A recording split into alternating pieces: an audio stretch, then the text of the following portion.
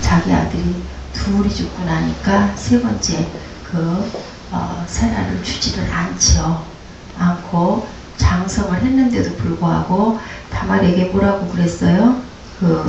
우리 본문 것 같은데요. 가서 38장 11절이든가요. 유다가 그의 며느리 다말에게 이르되 수절하고 내 아버지 집에 있어 내 아들 셀라가 장성하기를 기다리라 하니 셀라도 그 형들같이 죽을까 염려합니다. 다말이 가서 그의 아버지 집에 있느니라. 자기 친정에 물러가서 잘 오랜 세월 동안을 기다리고 있었어요. 근데 셀라가 장성했는데도 불구하고 유다는 그 며느리와의 약속을 지키지를 않습니다. 그러고 나서 어떻게 해요? 이제 자기 아내가 죽고 나니까 그 양털 깎는 그런 행사가 있는 곳으로 친구와 같이 왔다라는 소식을 다말이 듣게 되죠. 12절에 보니까 유다의 아내 수아의 딸이 죽은지라 유다가 위로를 받은 후에 그의 친구 아들람 사람 히라와 함께 딥나로 올라가 자기의 양털 깎는 자에게 이르렀더니, 이것을 이제 다말에게 얘기를 해줍니다. 시아버지가 양털 깎는 이 딥나에 이렇게 왔어. 그 얘기를 듣고 아마 다말이 딥나 가까이에 있었던 것 같아요. 이 얘기를 듣고 그가 어떻게 해요? 결단을 하는 거예요. 이제는 의복을 옷을 그 과부가 입는 그때 그 전통적인 옷이 있었던 거죠. 가나안에는 그 옷을 받고 입고 창녀들이 입는 옷을 입고서 이제 길가에 서 있는 거죠. 그때는 창녀의 그 두 가지 종류가 있었죠. 조나라는 창녀와 카다쉬라는 창녀의 그 직이 있었습니다.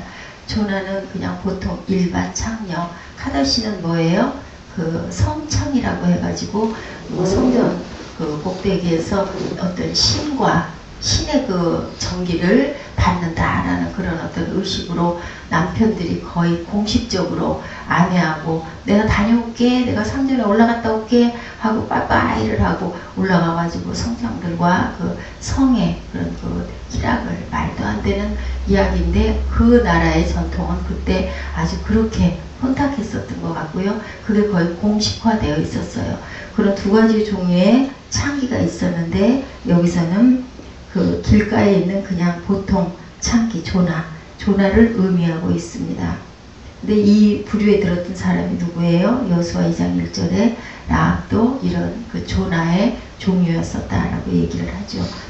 이렇게 그 카데슈라는 거룩한 공헌하다는 뜻을 가진 카데슈에는 그 파생된 말로 15절에 나타난 창녀, 15절에서 여기서 본문 15절에서 나타난 창녀는 그 카다시를 얘기하고 있다고 그래요. 근데 지금 여기서 얘기하는 창녀는 다말이 길에서 봤던 창녀는 그 창녀가 아니라 그냥 길에서 볼 수 있는 그런 창녀예요.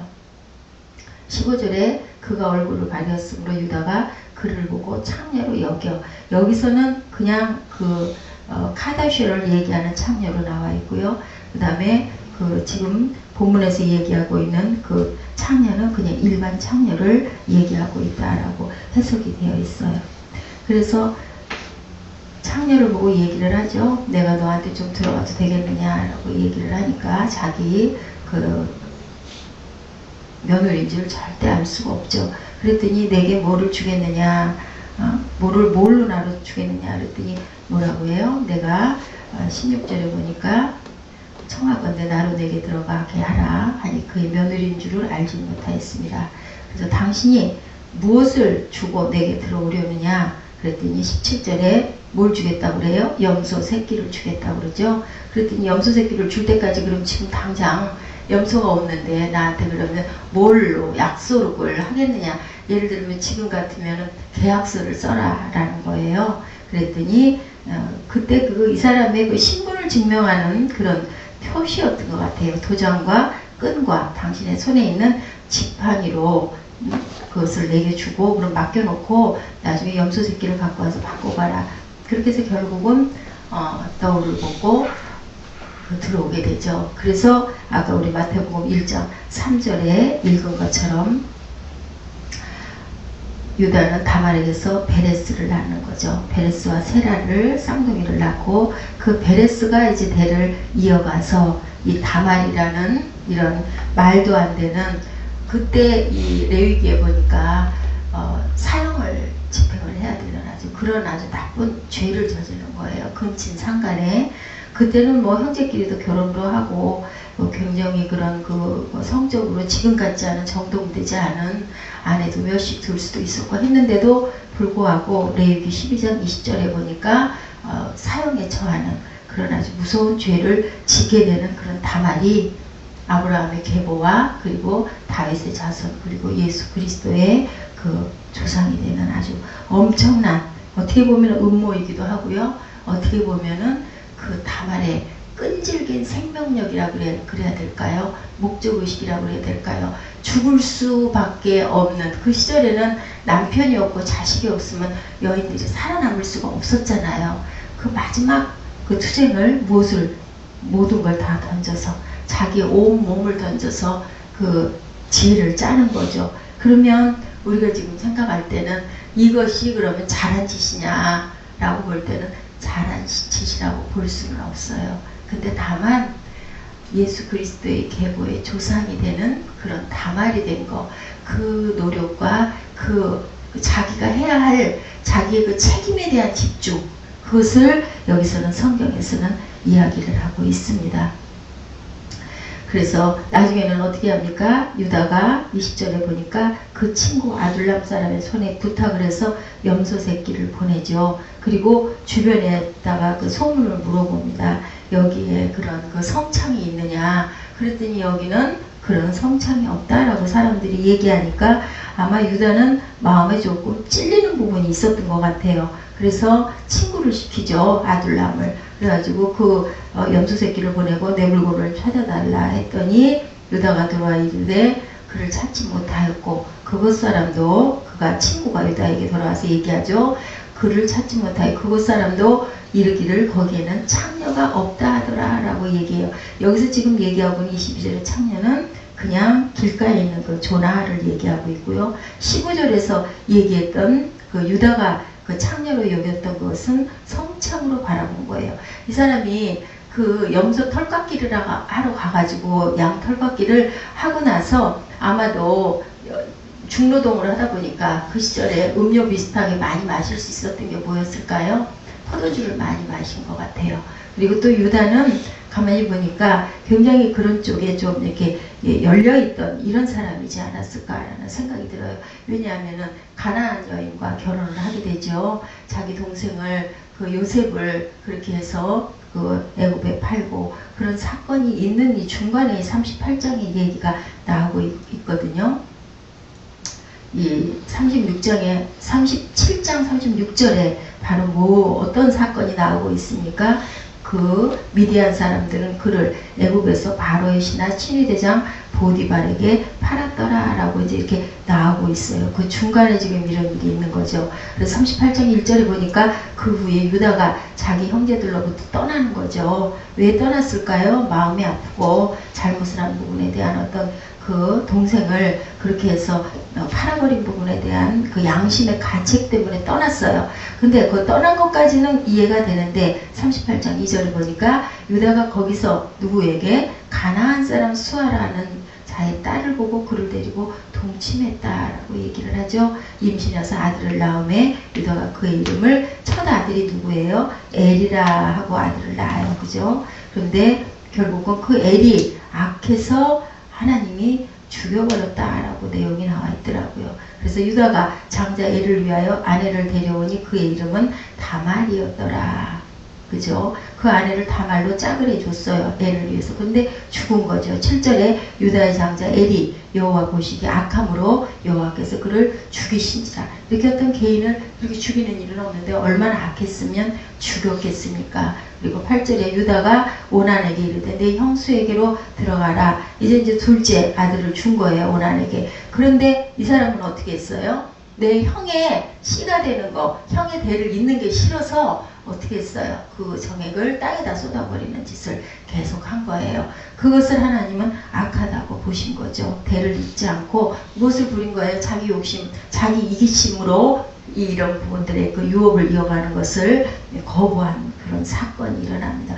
죽어버리고 나니까 이제는 유다가 겁이 난 거죠. 이 셀라도 또 이렇게 해가지고 죽으면 어떨까 할까. 근데 우선 어떻게 했어요? 유다가 그의 며느리 다말에게 이르되 수절하고 내 아버지 집에 있어 내 아들 셀라가 장성하기를 기다리라 하니 셀라도 그 형들같이 죽을까 염려함이라 다말이 가서 그의 아버지 집에 있습니다.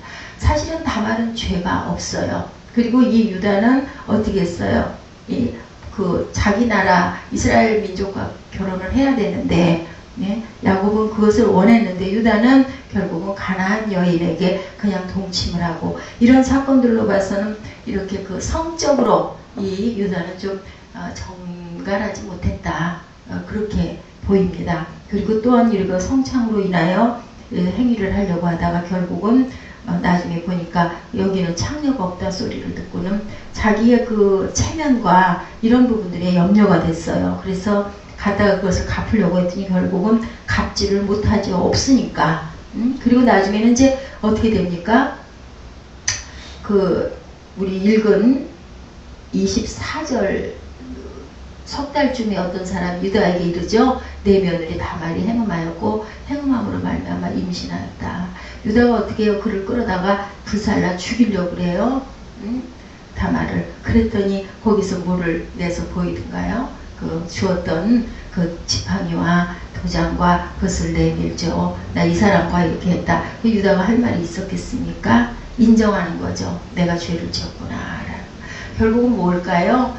구덩이에 빠지는 꼴이 된 거예요. 저기 뭐죠? 야곱을 속였죠. 아들들이. 저기 요셉을 이렇게 해서 팔아먹었는데 죽었다라고 세세곳에다 피를 묻혀가지고 거짓말을 했어요. 그리고 결국은 또 당한 거예요. 이렇게.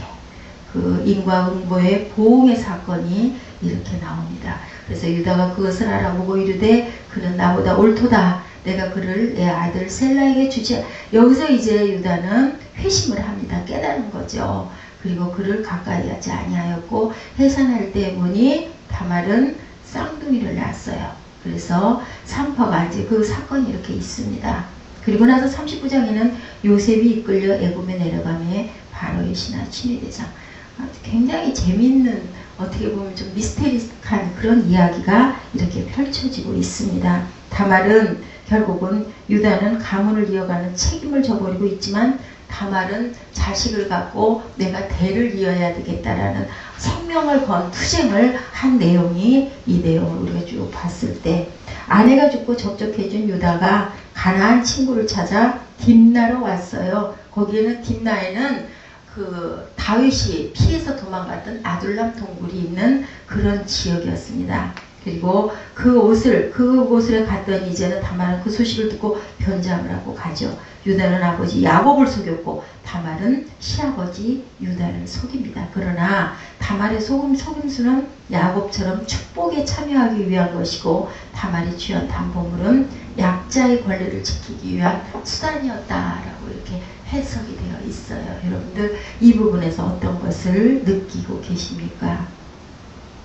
여러분들 아직까지 혹시 이행하지 못한 하나님과의 약속이 있다면 무엇이었는지. 유다는 그때 해야 할, 자기가 그것을 막내 아들을 주어야 할 그런 부분을 기피해버렸죠. 자기 것을 끝까지 내어주지 않으려고 했던 욕심을 부렸고, 다말은 그것으로 인해서 내가 죽겠고 내 책임을 다할 수 없겠다 보니까 결국은 속여서라도 장자권을 뺏었던, 여러분들 아시죠? 야곱.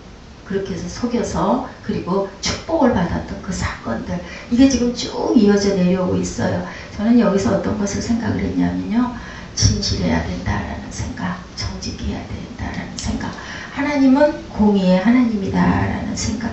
그래서 다말을 하나님께서는 죽이지 않고 살려놓고 그대로 인해서 예수 그리스도가 탄생하게 하는 그런 사건이 일어납니다. 우리는 세상적인 복을 구하지 말고요, 영적인 복을 구해야 되겠다.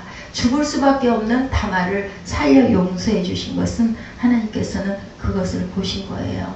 엄청난 피해를 당한 약한 자를 들어 쓰시고, 그리고 이 정말 추태스러운 이 계보, 예수 그리스도의 이 계보가 다말에서 시작된 것은 뭘까요, 여러분들? 하나님은 어저께 전사님하고 저하고 잠깐 식사 시간에 300명 기도원 용사 이야기를 하다가, 예지가 아주 그쪽에 관심이 많죠. 얘기를 하다가 이제 전사님하고 저하고 의견이 조금 나뉘었었어요. 그래서 밤에 그게 마음에 오길래 잠깐 묵상을 해봤습니다. 그 300용사라는 뜻은 뭘까요? 그 몇 명을 물리쳤죠? 13만 5천 명이든가요? 그 블레셋 그 군대를 물리친 게 300명으로 물리친 사건이, 그죠? 어쨌든 13만 몇천 명이, 어디 굉장히 많은 숫자를 2만 몇천 명이 지원을 한 것을 다 돌려보내고 10,000명에서 고른 게, 하나님은 계속 많다 해서 결국은 무릎을 꿇고 물을 마시는 자, 핥아서 마시는 자, 그리고 또 하나가 누가 있었던가요? 무릎 꿇고 마시는 자가 있고 이렇게 떠서 먹는 자, 세 부류가 있었어요. 근데 거기서 300명을 고른 건 뭐였어? 손바닥을 핥아먹는 자였잖아요. 근데 저는 거기서 어떤 그 마음의 묵상이 왔느냐면, 하나님은 왜 이 많은 숫자를 다 돌려보냈을까? 23,000명으로도 부족할 텐데 10몇만을 물리치려면 불구하고, 거기에 보니까 말씀 안에 제가 사사기를 찾아봤는데 2절인가요? 7장 2절인가? 그런 말씀이 나오더라고요. 저희들이 강성해서 그 군대를 물리치게 되면 너희들의 공로로 자랑할까 합니다 라는 그런 구절이 나와 있는 것을 보면서, 그 구절에서 저는 그 생각을 했습니다. 하나님의 영광을 드러내기 위해서 가장 적은 숫자를 선택하신 거구나. 저는 지혜로운 사람을 천천히, 외국 거들립 뛰어서 이게 물을 먹는 우리 옛날에 보면은 급할 때일수록 거들립을 뛰어주죠. 체할까봐, 물이 체할까봐. 그런 지혜로운 부분의 사람을 골랐다. 덜컥 엎드려서 먹거나 막 퍼서 먹는 사람이 아니라, 얼마나 목이 마를 텐데도 살살 이렇게 그냥 천천히 먹는 이런 지혜롭고 차분하고 정돈된 사람, 이렇게 안정된 사람을 하나님께서는 쓰셨다라고 생각을 했는데, 그것보다는 그 구절에서 하나님의 영광을 드러내기 위해서 사람들이 했을 때는 니들이 했지, 내가 했지 라는 것을 없애기 위해서 불가능한 것을 가능하게 하시는 하나님의 능력을 보여주시는 부분이 적은 숫자, 가장 적은 숫자로, 그런데다가 창과 칼로 했으니까 항아리를 가지고 횃불 불면서 물리치지 않았습니까? 저희들끼리 싸워서 죽게 만들고, 이런 사건에서 느꼈듯이 여기서도 마찬가지로 하나님께서는 가장 약한 자를 들어 쓰시고요, 가장 코너에 몰려서 죽을 수밖에 없는 자를 살려주시는, 그리고 하나님께 집중하고 있는 자를 누구도 상관없이 그 사람을 쓰시는 하나님의 공의의 마음과 긍휼의 마음을 저는 느꼈습니다. 창세기 38장은 야곱의 두 아들 유다의 부끄러운 죄로 가득 차있는 그 사건들이 가득하죠. 유다가 형제들을 떠나 아둘람에 거하면서 자녀를 낳고, 그와 아둘람 아들 둘이 악행으로 죽게 되죠. 그죠? 나쁜 짓을 얼마나 했으면 하나님이 죽으셨다라고 나오겠습니까? 유다는 며느리 다말의 계대의 결혼을 이행하지 않다가 자부인 다말의 계획에 휘말려들죠. 결국 다말과 동침하여 쌍둥이 아들을 낳는 불륜을 저지르는 이런 사건들이 쭉 이어지고 있습니다. 주석에 보니까 이런 요인들이 나와 있어요. 유다의 이방 결혼, 유다의 아들들, 가나안 사람 수아의 딸 결혼한 유다는 세 아들을 낳았는데 거기서 두 아들을 죽어버리고, 또한 셀라마저 죽을까봐 아끼고, 그리고 거짓말하고 은폐한 그 사건들, 유다의 장자 엘은 이렇게 잘못을 많이 하죠. 에르와 오난과 셀라를 낳았는데, 이 세 사람은 가나안 사람 수아의 딸이 유다의 말미암아 낳은 자요, 유다의 맏아들에 이르는 여호와 보시기 악함으로 여호와께서 죽이셨고 라고 이렇게 증거하고 있습니다. 유다의 둘째 아들 오난은 아까 말씀드렸던 대로 성적인 부분의 것을 행하지 않고 땅에다 쏟아붓는 악행을 저지른 것을 하나님이 보시고 결국은 땅에서 죽었죠. 그래서 헤스론과 베레스의 아들 곧 헤스론과 하물이며 이렇게 계속 이어지고 있습니다. 그래서 이런 죄악들을 쭉 얘기하죠. 다말의 남편, 창세기 38장 6절에 유다가 장자 엘을 위하여 아내를 취하니 이름은 다말이더라. 그리고 고통당하는 유다의 가정들이 계속 나오는 것은 계대법을 시행하지 않았던, 그때 그 법을 시행하지 않았던 것들 때문에 그런 죽음들을 계속 맞이하는 그런 일들. 우리는 반복되는 죄악을 저지르지 말아야 되겠다라는 것을 느꼈어요. 유다와 다말의 범죄들이 쭉, 유다를 속인 다말, 그죠? 창녀의 특징이 아까 말씀드렸죠. 어떤 때는 거리, 어떤 때는 광장 모퉁이, 이것을 조나라고 얘기한다. 그리고 성창은 카다슈에라고 얘기하고 있다라는 말씀을 제가 말씀을 드렸습니다. 그리고 나서 결국은 그 시아버지에게서 쌍둥이를 낳는 다말의 이야기. 다말은 결국은 근친 상간으로 죽을 수밖에 없는 죄를 저질렀는데도 하나님께서는 죽이지 않고 살려놓으시는 긍휼의 하나님이시다라는 말씀을 드렸습니다. 우리가 하나님의 은혜에 응답하는 길은 뭐예요? 아까 말씀드렸죠. 제가 오직 의인은 믿음으로 말미암아 살리며, 그리고 아브라함의 계보는 무엇으로? 믿음으로 말미암는다고 얘기를 했어요. 그렇기 때문에 우리는 하나님의 말씀대로 살아야 할 의무를 갖고 있습니다. 유다는 선민으로 가나안 여인과 결혼한 것도 잘못이었고요. 자녀들을 말씀대로 교육시키지도 못했겠죠. 왜냐하면 가나안의 그 혼탁한 풍습 속에 유다도 젖어들었을 거예요. 그렇기 때문에 제가 어제도 설교 때 말씀드린 것 같아요. 가장 중요한 거에 가정에서의 교육을, 그래서 그 유대인들이 어린 날부터 하나님의 율법으로 그 밥상머리 교육으로, 하나님의 말씀으로, 잠언으로 교육을 해가지 않습니까? 온 가족이 가나안에 타락한 간수에 빠져 있었다는 거죠. 이스라엘이 애굽으로 가서 노예 생활을 한 것은 이런 범죄에 마땅한 결과라고 얘기하고 있습니다. 성도들은 하나님의 자녀로 세상의 타락한 삶을 본받지 말아야겠죠. 어떻게 하라고 그랬어요? 빛의 자녀로 살아가라.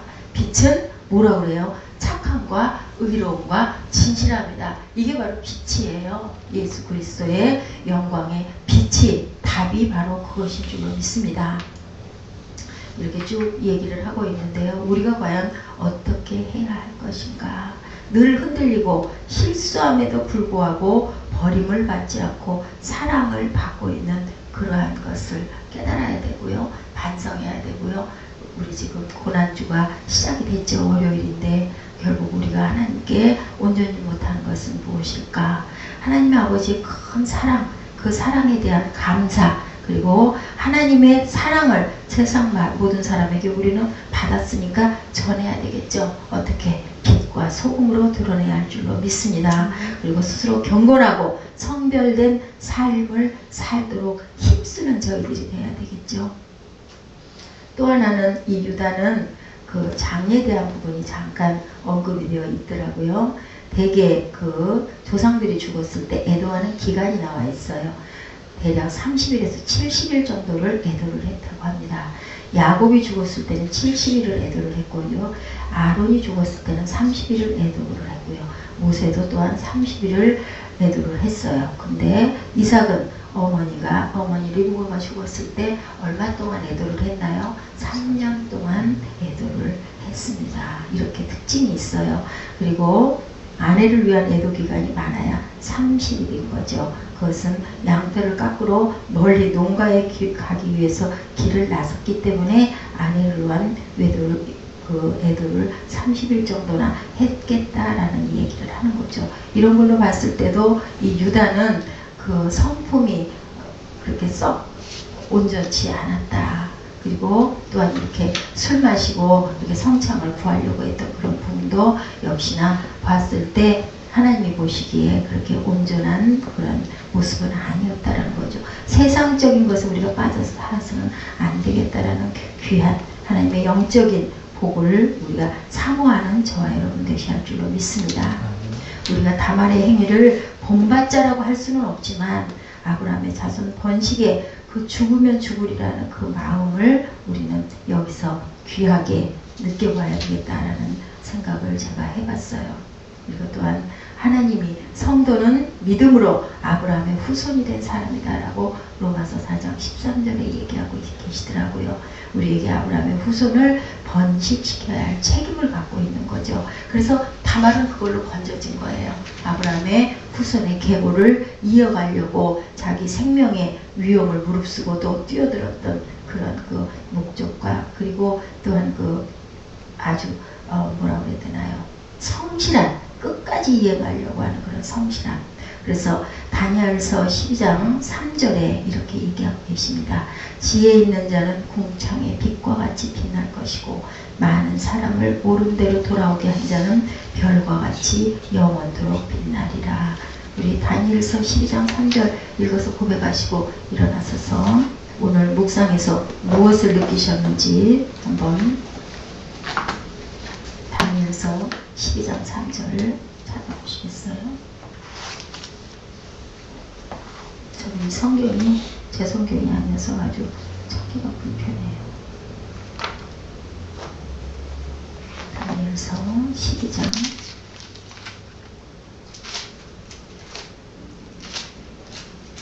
감기가 왔습니다. 제가 자 3절 어디 좋은 말씀이 있나요?